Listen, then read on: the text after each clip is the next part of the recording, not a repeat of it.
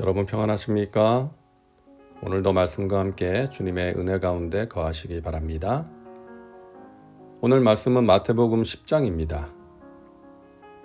예수님께서 제자들을 부르십니다. 오늘 말씀을 보면 제자에게 필요한 것이 무엇인지를 알 수 있는데요.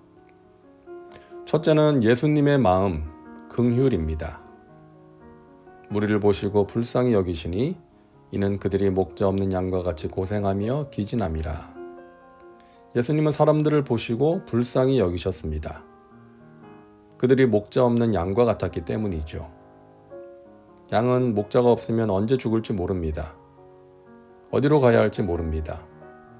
그런 양과 같은 사람들, 삶의 의미와 목적을 알지 못하고 방황하는 사람들을 보시고 불쌍히 여기셨습니다.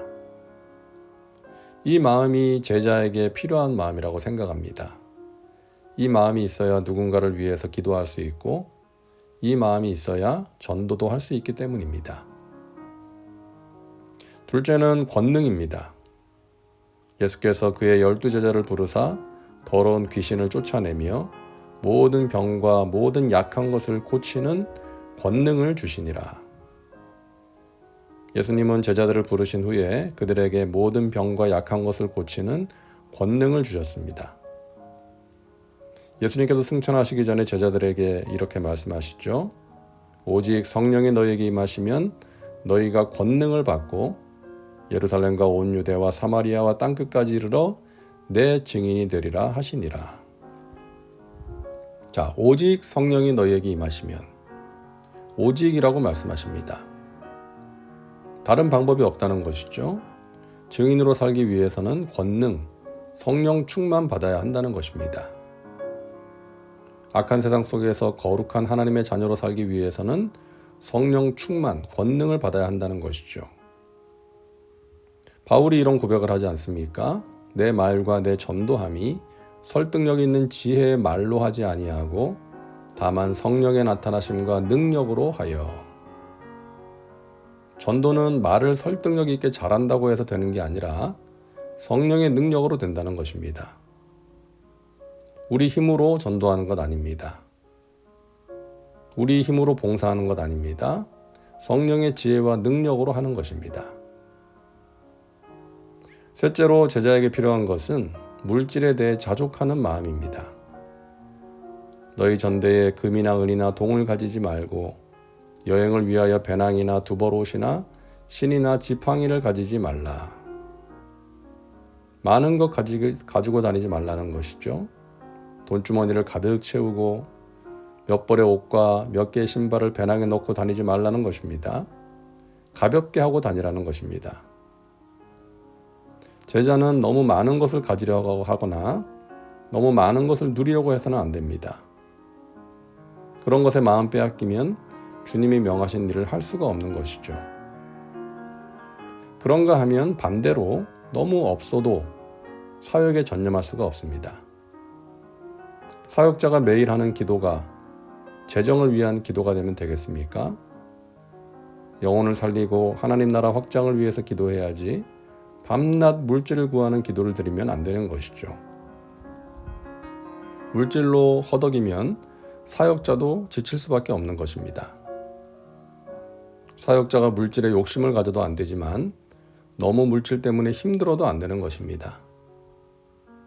그래서 우리 주위에 물질로 힘들어하는 사역자가 있다면 우리가 관심을 가지고 도와줘야 합니다. 엘리야에게 까마귀가 떡과 고기를 가져다 준 것처럼 하나님이 보내시는 까마귀가 되어서 필요한 것을 채워줄 수 있어야 합니다. 제자는 바울처럼 비천에 처하든지 풍부에 처하든지 자족할 줄 아는 사람이 되어야 합니다. 풍부하면 풍부해서 감사하고 부족하면 부족한 대로 주님이 채워주실 줄 믿습니다 하면서 감사하는 것입니다. 넷째로 제자는 다투면 안 됩니다. 누구든지 너희를 영접하지도 아니하고 너희 말을 듣지도 아니하거든 그 집이나 성에서 나가 너희 발의 먼지를 떨어버리라. 복음을 배쳐가는 사람들에 대한 태도를 가르쳐 주신 것이죠. 메시지 성경에는 이렇게 되어 있습니다. 너희를 받아들이지 않으면 조용히 떠나라. 소란 피울 것 없다. 심판날에 그들은 틀림없이 크게 후회하겠지만 그것은 지금 너희가 신경 쓸 일이 아니다.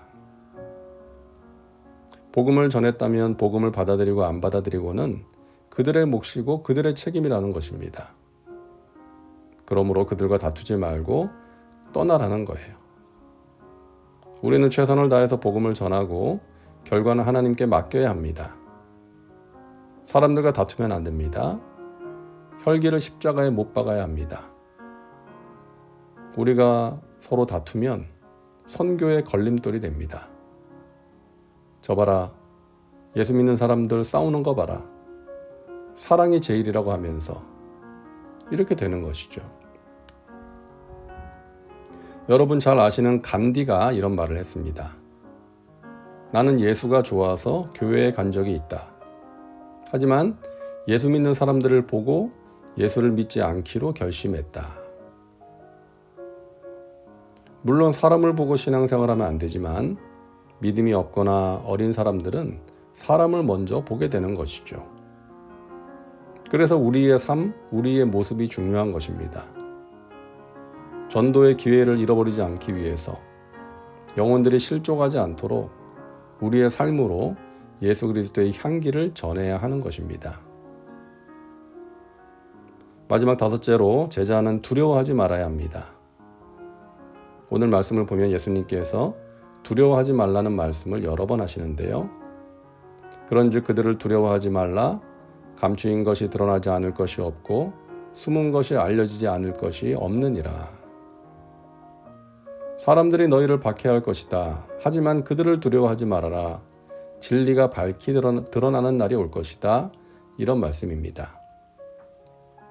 몸은 죽여도 영혼은 능히 죽이지 못하는 자들을 두려워하지 말고 오직 몸과 영혼을 능히 지옥에 멸하실 수 있는 이를 두려워하라. 그들은 너희의 몸은 죽일 수 있어도 영혼은 죽일 수 없다.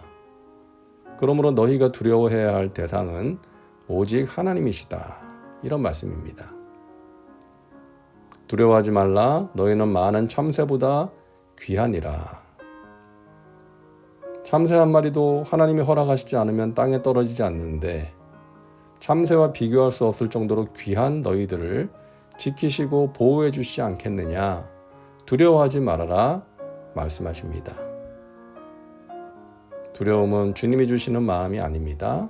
주님이 주시는 마음은 믿음과 소망과 사랑입니다. 세상이 줄 수 없는 평안입니다. 그래서 염려와 두려움이 생기면 우리 주님을 바라보고 기도해야 하는 것입니다. 기도합니다. 사랑과 은혜가 풍성하신 하나님, 오늘도 말씀과 함께 살게 하시니 감사합니다. 우리를 부르시고 사용하신 하나님을 찬양합니다. 우리에게 예수님의 마음을 부어주시고 권능을 주셔서 하나님께서 맡기신 사명을 아름답게 잘 감당하게 하옵소서. 자족하는 마음과 넓은 마음 주시고 두려움이 아닌 평안을 가지고 주님의 일을 감당케 하옵소서. 오늘도 말씀과 함께하는 믿음의 식구들에게 영혼육의 강건함을 더하여 주시옵소서. 예수님의 이름으로 기도하옵나이다. 아멘. 오늘도 말씀과 함께 은혜 가운데 거하시기 바랍니다. 여러분 사랑하고 축복합니다.